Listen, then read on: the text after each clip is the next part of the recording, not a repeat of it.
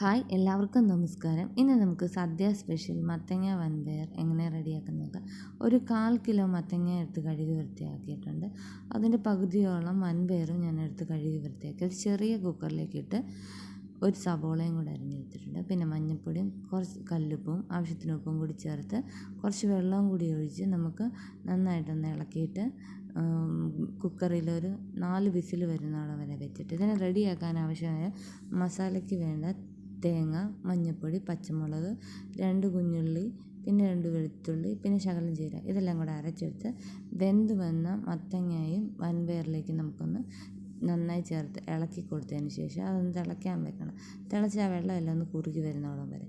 അതിന് ശേഷം പാൻ അടുപ്പത്ത് വെച്ച് എണ്ണ ചൂടായ ശേഷം നമുക്ക് കുഞ്ഞുള്ളി, വറ്റൽമുളക്, കറിവേപ്പില ഇതെല്ലാം കൂടെ ഒന്ന് ഫ്രൈ ആക്കി എടുത്താണ്. അത് കഴിഞ്ഞ് നമുക്ക് അത് സൈഡിലേക്ക് മാറ്റി വെച്ചിട്ട് നമുക്ക് കടുകിട്ട് പൊട്ടിക്കാം. അതിനുശേഷം നമ്മൾ കുറച്ച് തേങ്ങ അരച്ച് വെച്ചിട്ടുണ്ട്. ആ തേങ്ങയും കൂടെ നമുക്ക് ഇതിലേക്കിട്ട് നന്നായിട്ടൊന്ന് റോസ്റ്റ് ചെയ്തെടുക്കണം.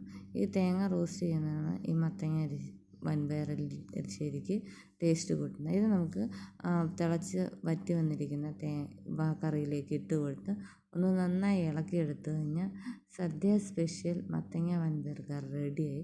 വളരെ സ്വാദിഷ്ടമാണ്. എല്ലാവരും ഉണ്ടാക്കി നോക്കണം. Tata bye.